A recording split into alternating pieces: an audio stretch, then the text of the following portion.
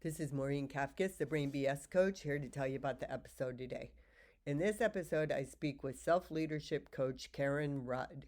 She shares the journey about what led her to coaching, how it has empowered her, and inspired her to transform and make necessary changes to become a leader to herself and many others. I love this episode, and I just want you to know we're keeping it real here at the Brain BS podcast. I lost my train of thought during the episode. It took me a minute to figure it out, and I decided not to edit it and take that out. Karen lost her train of thought once too. Welcome to middle age. Anyway, I just want to throw that out there. And also, my old mic that I was told I needed to get in order to do a podcast, which was Brain BS, I could have easily used my Mac like I am now. But I want to confirm that. So if anybody notices that the sound quality is not as good as it used to be, or that I need to get a new microphone, you can let me know in the Brain BS podcast community, or you can email me at mkcoachllc@gmail.com. I'd really appreciate the feedback if the mic that I'm using now is a problem. Okay, so sit back, settle in. It's time for episode number 137 of the Brain BS podcast, talking self-leadership with Karen Rudd. Do you want more out of your life, but not exactly sure what that might be? Are you longing for something, but can't quite put your finger on what it is? That is the universe speaking to you, and it is time to listen up. I'm your host, Maureen Kafkas, the Brain BS coach. I created the Brain BS podcast to help people define what success means to them and show them how to get it. I help you to let go of fear and doubt and prepare your nervous system for success. I show you how to understand your own energy and to trust yourself to make all the decisions. If you are ready to go inward and stop looking outside yourself for all the answers, this is the podcast for you. Now let's get started. Hello and welcome back to the Brain BS podcast. I have Karen Rudd here with me today. Karen, why don't you go ahead and tell the audience what you think they need to know about you? Hi, thank you. I'm a self-leadership coach for women, and what that essentially means is I help women lead themselves through change.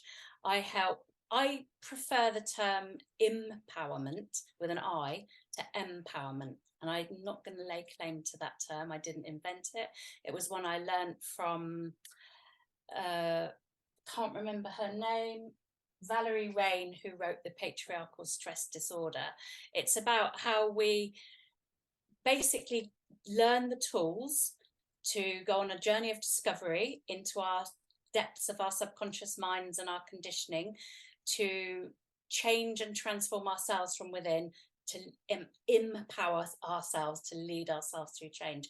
And I find that a much more honest way of talking about transformation. I think as a coach, I show up and I guide and I shine the light for my clients, and I hold their hand on the journey, and I'm helping them learn the tools, because what we really want is for people to have agency over their own self. And so I'm empowering them with my knowledge and experience and expertise and tools to lead themselves through change. And therefore that's about self-leadership and self-liberation from the beliefs and conditioning holding them back from basically owning what they desire and what they want to do in their life and business and going for it. Awesome. Okay, well, we need more coaches like you, and we definitely need more people to be empowered and to understand that in order to do that, you have to go inside. And it's an inside job, and you could get help from other people, but ultimately it's you who has to do the work to get to that point where you feel like a leader in your own life. So why don't you, before we get started in hearing your story about how you weren't so much of a leader and you got yourself into a leadership position, why don't you share with us, well, maybe it kind of goes hand in hand, how you came to coaching? Okay. Very naturally and organically, really. I've always pursued the path of self-discovery. I grew up in a house surrounded with books on metaphysics, spirituality, and psychology, because my mother was interested in that. And I was always going to study politics or psychology at university. And I actually held a very responsible leadership position when I was only 22. I was elected as the first female president of my university union to represent 18,000 students. And it was a very difficult position and very overwhelming. And I was very poorly equipped indeed to deal with the trials and tribulations of that. And through various experiences, I ended up moving to the other end of the country where I live now, making a lot of friends with people who are very much on a spiritual path and continuing to delve into that. I had a long career in academia where I taught mainly politics and feminist theory, feminist research methods, but a whole variety of other things, about 8 or 9 subjects I've taught. And I was really disillusioned and fed up with it, and fed up with talking about politics. I taught US and UK politics, and I had my second child, and I left my job, and I was searching around for something else. And I saw an advert in a paper for a 3-day workshop in London on coaching. And I went, and I was instantly, within 5 minutes, oh, wow, this is what I'm meant to do. This is my career struggle over. And I signed up on the spot to their whole package of different coaching certifications. That was 2009. And that's what led me to it, because I just absolutely love being curious about the human psyche and all the questions: why we're here, what's our purpose, how do we live better in more harmony with each other and the planet, how do we create more tolerance and love and prosperity. And that was a natural conclusion, because I'd been teaching politics, which is the big questions about how we organize ourselves and how we create communities and how we allocate resources. So it just felt very me. It felt like, oh, I found where I'm meant to be. Yeah, I think that's a common theme for most of us when we come to coaching and we find it.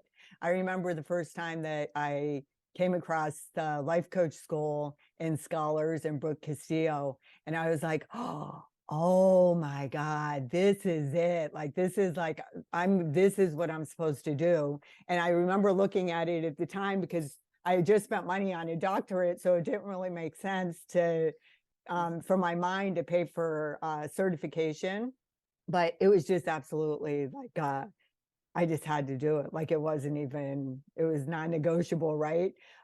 So I can relate to that, how you just know, and it's like coming home, you just like, oh, but then there's all kinds of work after that to figure out exactly how to truly come to a leadership position in your life. So why don't you kind of tell us give us a little story of Karen Rudd's life. Okay, so I guess one of the reasons that I was so driven to the path of introspection and curiosity about myself and my journey and wanting to help others was because I had a very dysfunctional and very traumatic upbringing with a huge amount of emotional and psychological abuse and abandonment. And I couldn't even tell you now, to this day, at the age of 52, whether my mother was mentally ill or not. She is mentally ill now, and we've known that. She's been diagnosed and on medications for 15 years, and I only remember that because it was the year my middle son was born. But my sister and I knew for sure 27 years ago from things that were happening. She may or may not have been throughout my childhood. Who knows? My dad wasn't around for her, really, in that respect. He was in our lives, but he didn't live with us. He wasn't much of a hands-on father, but she was neglectful, abusive, erratic, volatile, unpredictable, and frightening. And I had just spent a lot of time trying to cope and trying to survive, really. And I get my 17th birthday, she made me homeless, and yeah, so that was a big rude awakening into the world of adulting. And I dealt with it because I was just dating a boy I'd met 3 weeks earlier at high school by doing what he was doing, which was taking a lot of drugs and drinking a lot. And that was the journey I then spent the next 10 years on. Somehow managed to get myself out of a small town where the only pastime seemed to be taking drugs and drinking alcohol, to the other end of the country, to university, which was my saving grace. I knew I needed to get out of it. I knew I wouldn't survive if I stayed in that. And studied politics and went into my academic career. But I never managed to heal anything. My mother's situation with my mother was very volatile over the years. And I tried therapy, uh, but I carried on abusing alcohol and drugs. And what that led me to was a very, very dangerous relationship with a drug dealer. Um, and I would have these pockets of enlightenment where I'd be like trying to pull myself out of something. And one of those was I just decided to go to Australia for a month because I'd always wanted to live there. I had a friend living there, and I was going to go and live in Australia and rent out my apartment that I owned and leave my job. And it was going to be my saving grace because I'd just had a breakdown the year before. I was 27. And the day I came home, he'd moved into my apartment when I wasn't there because he'd asked if he could store some stuff there, and he had my key. And I got pregnant at the airport hotel, and my life changed in that instant. And I decided to progress with the pregnancy. I didn't feel that a termination was an option that I wanted to explore. I knew it was going to be really tough because I didn't have any family at all, and I was going to be alone because it was really clear that this drug dealing addict who was extremely abusive to me was not going to be somebody it was safe to keep around in my life. And the one thing I did manage to do was stop drinking and stop taking drugs. And because I'd been in Australia for a month just before I got pregnant, I was actually off the drugs for the first time in a decade. It was just like, Wow, couldn't that's make it up divine how lucky that was. intervention. Yeah, absolutely. And to say divine intervention, a few of my friends know this. I've never shared this publicly before. I absolutely believe with my whole heart that my son, who was born 8 months later, came to me to save my life. Oh yeah, I just got goosebumps. So I feel like I can confirm that. It's sort of like an Yeah, energy kind of yeah, thing. Yeah. And you know what's really cool about you, and I don't know if you know this or not, but there was always a part of you that knew that you were destined for more, yeah, because you were like trying to escape and you were trying to, and that really resonates with me because my childhood wasn't nearly as traumatic as yours, but as we all know, that we all go through our own like trauma growing up and stuff. And it was ah, I just completely lost my train of thought. That is so annoying. that that happens, and it is annoying. You need to just move your mind away from it, and it will come back to you like that. Okay, well, I'm going to go back to what you were saying about the okay. All right, I'll just leave a little pause and I'll figure out how to fix it. So the energy that you were always looking for something a little bit more, like you knew there was a small part of you that knew that there was something else out there. And it's so interesting how some of us are able to grab onto that little piece of us and follow it and kind of guide it, and then those of us who are not, and who succumb to the drugs or the Yeah. alcohol or the whatever the situation might be. Can you speak to that a little bit? Yeah, I mean, I don't remember not knowing that I was meant to do something impactful. I've got a few key memory examples that are always integral to who I believe I am. One is of watching the 1979 British general election and saying to my mum when we were talking about what happened and her trying to explain that complexity to a 9-year-old, that I wanted to be in government and I wanted to be not the prime minister because I didn't want to be in that responsible. I wanted to be the Secretary of State for Education, I said, because I was at school and I thought that was important. And there, 15 years later at university, studying politics, in political leadership, was offered a role in a UK Parliamentary Labour Party local representative, which I thought was ridiculous because I was 21.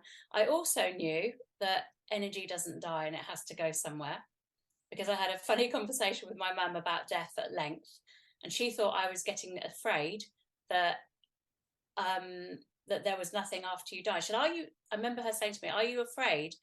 Because you keep asking me what it's like to be in a coffin." And I said, "Well, no, not really, because your energy can't die. It has to go somewhere." She said, "I always thought you were a strange little girl to come out with things like that at 9." And I always knew I'd go to Australia, and I always knew that I would be a mum. I just knew emphatically I was meant to do something that was going to bring love and healing and change to humans in this world, always. So it was just a case of whether I went down the politics route or the psychology route. I always knew that. And it would just rise up in me in the darkest times and push me to take action when I was stuck somewhere, like in a hedonistic blaze of drugs and alcohol in my late teens and early 20s, for example, or when I just had a breakdown and was having a relationship with a very unpleasant cocaine dealer who had groomed me for that. That wasn't a very active relationship. It was vulnerable woman, broken. Let's pretend we're going to save her. She's, a mess psychologically, that sort of thing. So yeah, I Yeah, always felt it's that. pretty amazing. So you did know, but so then there was a part of you then that sort of knew that there had to have been some awareness then for you when you were in the drugs and the alcohol, some awareness that at some point, because I do think that we manifest, like, so it sounds like you kind of manifest in a way that I do, whereas I can't necessarily see what I'm going to have, but I know it. Like I can feel it. I know when I'm going to do something for sure. And I Yeah. can sense it. And when I know I'm going to do something, I always end up, I knew I was going to have a podcast when I first started looking at the coaching thing. I knew I was supposed to, but I was like, I have no idea. Like I didn't know anything about technology or how to do any of it. But when you have that sense of knowing in yourself, so I think that's probably really important in terms of being a leader too, right? I've also always thought of myself as a leader. My dad would tell us when we were little, be a leader, not a follower, and be a damn good one. Because, we'd be like, but so-and-so did it, and so-and-so. And he'd be like, and would you jump off of a bridge because they did? So I think that sense of knowing and having a concept of yourself is helpful if you're going to try to become a leader in your own life. Yeah, absolutely. Yeah, it is. Yeah. I went to university and I knew the moment I crossed the threshold that I was going to be the first female president of that university. I just knew that that was what was happening. That was my future and that's done. And I didn't really give it much other thought other than just go for it like hell and make sure it happened. Yeah. So there And you I've were had that totally experience. confident, right? You had the total confidence then. Well, I had the normal human brain experience. I had the, ups and downs of fear and excitement and worry of, oh my God, am I going to? And it actually all correlated the time when all the elections happen, you have to do a lot of campaigning to when my final exams were. And so I was juggling that and trying to decide which was most important. And, I did put the campaigning first. And fortunately, my studies didn't suffer. But yeah, I've always had that felt sense of knowing when something needs to shift. And even if I don't know what that exact thing is, what that pathway looks like, I know I need to move. And then, like we say in coaching, there is no wrong step, there is no failure. There's just an action and a step and seeing where it takes you and then evaluating. So I've always felt the inspiration to move. And that actually is very much what happened with my son. I never expected in a million years that I would actively choose to have a child by myself, especially when I had no family and no partner and I'd left my job. So I had no money, but I owned an apartment. So I would have to pay for my mortgage. Because I'd had such a dysfunctional upbringing, all I wanted was to have a really healthy, stable relationship. I didn't know how to get that because I'd never seen that modeled. And I was just in so many trauma bond responses in relationships. I didn't know how to create that. And I wanted to have children within that loving relationship. So I thought I would always actively not choose that. But what actually happened was in the early 90s, 6 years before I had my son, I went to India with two university friends for 3 months. We worked on a voluntary project in the rural south of India in the plains. And one of the things we did was help out at a nursery school that was providing nursery childcare for the children in the village whose parents worked in some tailoring and jewellery units that goods were then exported under a fair trade basis back to a charitable shop in the UK that then sold the goods, and profits were fed back into health and education. And any spaces that were left at this nursery were given to the poorest children in the village. And there was a little boy who absolutely just made a beeline for me every day and wanted to be with me. And he was from the absolute poorest mud huts at the back of the village, behind the built houses. His parents had died a long time ago. He had a blind gran who was very old. And he would teach me the names of animals from the zoo in Tamil, and he would teach me how to say I didn't want sugar in my tea, because I was always moaning the tea was too sweet. Sucra passa ile, you have to say, I don't want sugar in my and he would laugh at me and tell me the name of tigers and lions, and I would get it the wrong way around, and he would tell me funny things like Chini Apache, big green elephant or something. And I just fell in love with this child. He adored me, I adored him, and I used to dream about him. I fell in love with this child, like you do with a partner. I'd never fallen in love with somebody other than a man before, because I'm heterosexual. I'd had lots of falling in loves with men that were usually inappropriate and bad for me. So I started saying to my friends, I want to adopt this child. I'm in love with this kid. I absolutely adore him. And they were like, you crazy, you're at university, you've got another year to go, how are you going to look after him, where's the money coming from, who's going to look after him when you go to school? And then my friend who'd been there before, it was her family friendship group that owned the kind of fair trade setup there, sat me down and said, listen, I know you think that you're trying to help, but you've got white savior complex. You think you're going to lift this boy out of his poverty and transport him back to the UK to a cold northern climate full of white people, and somehow you're going to be able to manage that, and you've got no kind of link to his culture. How are you going to navigate all of this? Maybe this is what's meant to be. Is this what's best for him? Maybe this is what's meant to happen. I don't know. I just thought about it all the time, and I had heartache when we left and we travelled around the country and came home, and I was devastated. I cried. I really, really wanted to adopt him, but they were like, this is ridiculous, just shut up. That was in 1993. And in 1999, I had my son. And I didn't, as I said, plan to have a child, and I never thought I would in those circumstances. It was very tough, very traumatic. I went through suicidal ideation, all sorts of things. And when he was about 3, he started having dreams and crying and waking up in the night and saying, my house is burning, my house is burning. Help me. And then he'd say, my old granny's in there, my old granny's in there, my old granny's in there. When I had my son, I was told in a scan about 3 weeks before he was born, premature, with a very rare form of liver disease, which I don't know how he got. It's genetic apparently, but I don't know his paternal heritage, so I could never check that out. He lost my train of thought for a minute. I thought he was a girl because they told me he was going to be a girl. So I had no name for him. And as I sat on the hospital bed and my best friend visited me, she said, what are you going to call him then? I said, I don't know. I like the name Etienne, the French name. She said, don't be ridiculous. That will sound really pretentious in England. What about Elliot? That's a good name. I said, oh, I like that. That's a good name. Yeah, well, Elliot, that's a good name. We'll choose that. And then there we are, 3 years later, and my son Elliot is having these dreams and he's crying. My old granny, the fire is burning down. Get me out. And this went on for months.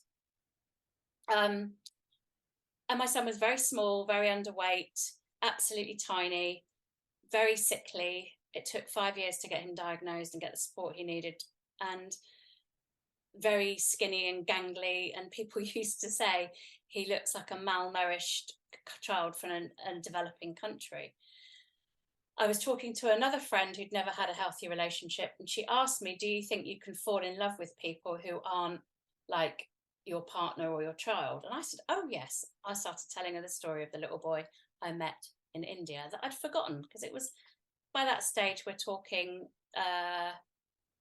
9 years previously, and I had no photographs or memorabilia. So when I arrived back to the UK, because this was the old days, we had cameras, we got the photos developed, we kept them in packs with the negatives. I'm sure you remember that. Nothing was stored on our phone. I had my rucksack in my bag when I parked my car outside my house in the university area that I lived, which was always the poorest area, and my bag was stolen out of my car just as I went to unlock the house, and it had about 6 rolls of film and many other things. So my friends were upset because I had all the pictures. So I had nothing to remember and stimulate my memory. So I'm talking to this friend. I said, yes, I fell in love with a child. And I told her the story. She said, what was his name? I said, oh, I can't remember. And I said, oh, it was Lolite. And that's an anagram of Elliot.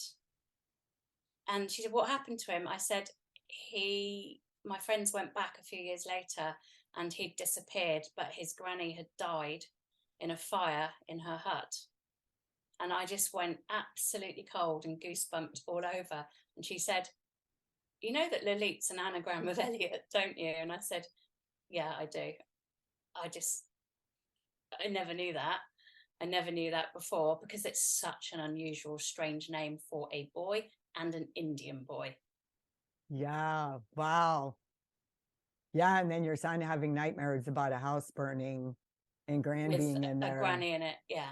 Yeah. And I knew with every fiber of my being that little boy, that spirit, had found me. We were meant, I wasn't wrong. I was meant to look after him. I was meant to mother him. Just wasn't meant to do it then at that point. It happened later.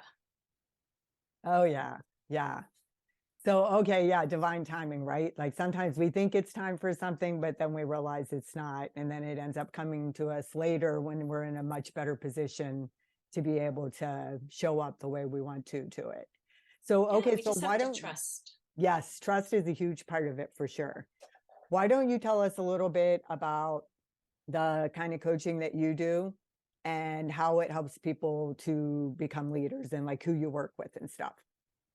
Yeah. So I think coaching and business are healing, because they bring up so many of our insecurities, self-doubts, and our wounds to be paid attention to.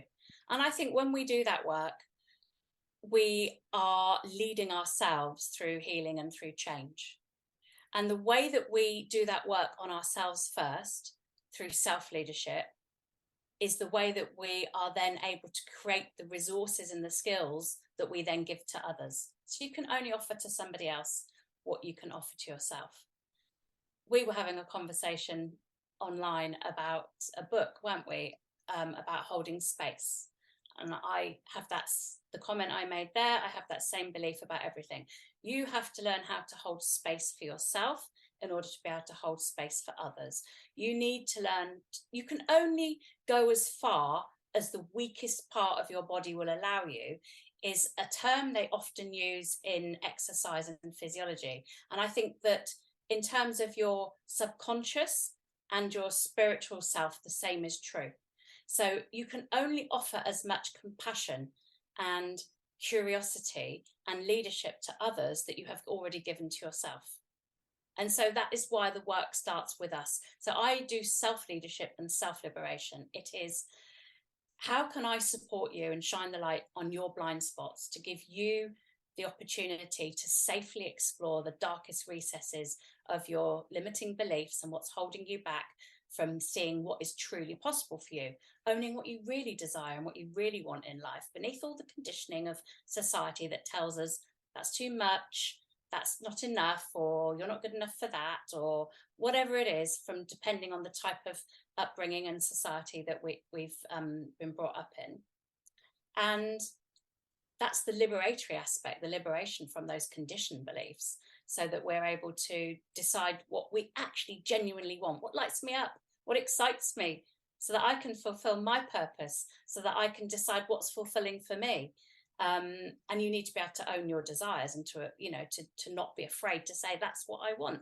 Be that the one we hear a lot of, making a lot of money in business, or be that I want to get out of here, I want to live off the grid, I want to grow all my own vegetables and have animals and a plot of land, and I want to be as far away from society as possible. Whatever that is, being able to fully own that is the first piece. That's the liberating you from what we believe that we should aspire to, should be doing, and should want. And particularly as women, of course, there's a lot of roles that are put And on I us. think that's actually harder for people. That's really hard for people to do when they haven't been doing it. I know it was for me, because I know it's very easy for us to say what we don't want and what we want to get rid of and what we don't, want to experience anymore.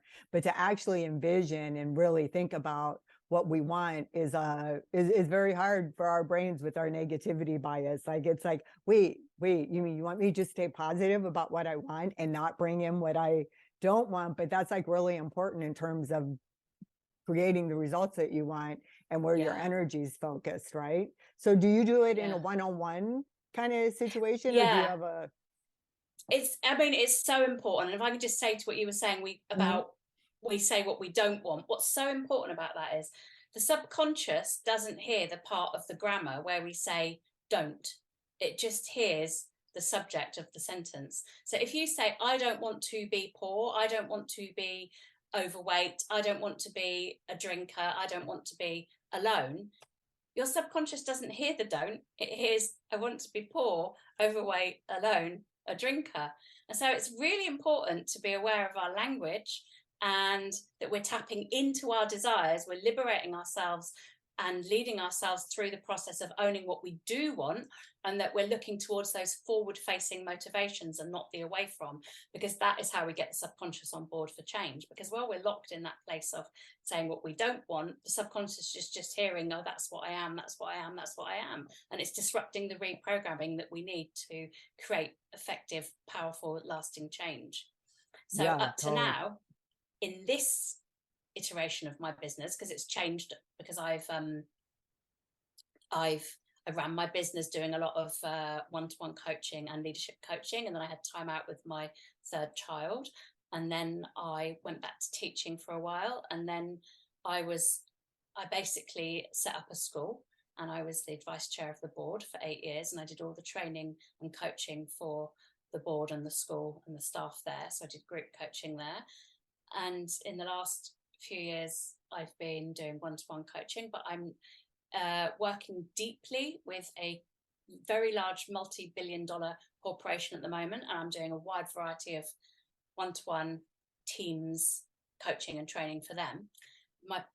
In my business for directly forward-facing with women, I'm currently pretty much fully booked. I've probably got, if I was the right no-brainer, amazing, good fit client, I could take on maybe one or two extra. I would have to just work an extra half day a week. But I'm planning to set up a group experience for showing women how to lead yourself through transformation. And it will probably, I originally thought it would be late spring, but it will probably be late summer, because the work I'm doing with the company is just growing constantly, and I just don't have the space. But that is what I aspire to do, because I think when we are witnessed in our healing and our growth and our self-leadership, we are supercharging the energy of empowerment massively. So I think that those safe, small groups where people feel safe to be seen and be heard and explore and see their own problems and challenges and experiences reflected back to them, and that others share them, is incredibly powerful. And I've had so many wonderful experiences as somebody participating in that, and I've had 25 years experience of teaching large groups. I now want to be able to take all of this knowledge and experience into leading my own group on self-leadership and self-liberation. Oh, that sounds amazing. Yeah, I love the idea of collaboration and collective energy. I do think that the power of one is super, super important. But when you have a bunch of powers of one and bring them together, I mean, like, what could be better than that? Yeah, Well, totally. so do you have any interest, since you've always been affiliated with politics and enjoyed it? How do you feel about coming over here to the US and becoming a citizen and becoming the president? I wouldn't be allowed to do that, would I? You have to be born. Well, don't you have to? Yeah, I guess. I'm just I wouldn't be allowed to at do this that. point, we're kind of desperate, right? Oh, yeah, I see what you mean. Right, yeah. I went from teaching and talking about politics and being a national examiner for the UK university entrance exams, to switching off the news and not doing anything to do with it for about 8 years, because I became so disillusioned, depressed, and stressed and traumatized by the whole thing. And then I realized my aspirations to be in political leadership myself were completely out of sync with my particular personality and my disposition. I'm a highly sensitive person.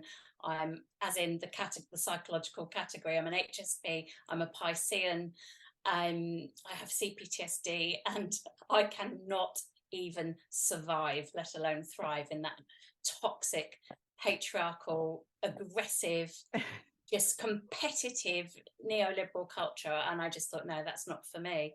And at that point, I only believed change was possible on that very macro governmental level, or big swathes of people through collectivism, through uprisings. But although I still think that's an important piece, I think that small incremental micro level change that we do with ourselves, we then reflect that through our own self-leadership to others, how we support and lead them, the small groups we create, the communities that we're involved in, they are incredibly important and not to be overlooked.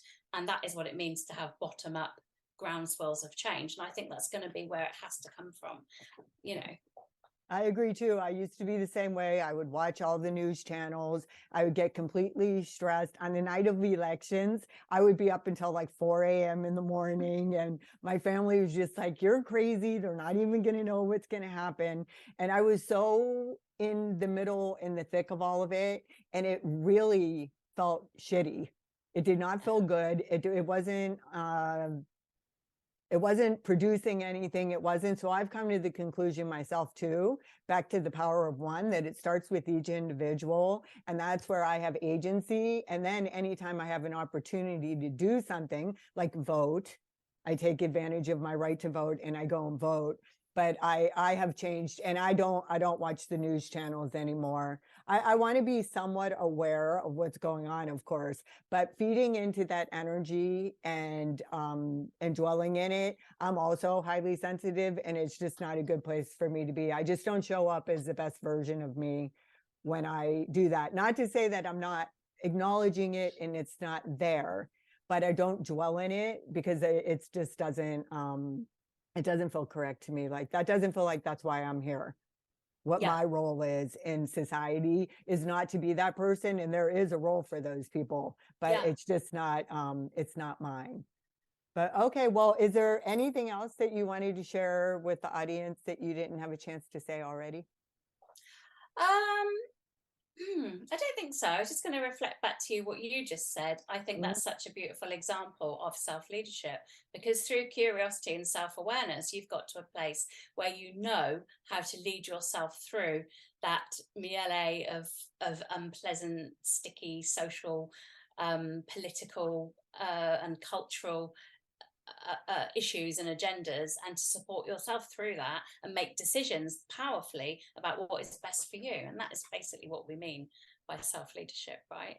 It's being able to I didn't do that. even realize I was being an example of that. But yeah, and that's what we all have to do. We all have to take responsibility for our own lives and finding a way that we can take leadership in a way that works for each of us, and then it works for all of us then.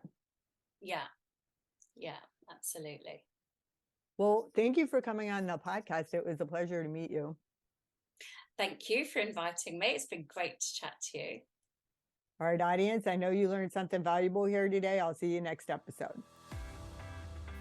Thanks for being here and learning about Brain BS. I hope you enjoyed listening to the episode as much as I enjoyed creating it for you. If you did, please take a little time to do a quick review, give me 5 stars, and share it with everyone you know. If you're actually interested in being on the podcast yourself or have questions about it, you can find me in the Brain BS podcast community on Facebook. See you next time.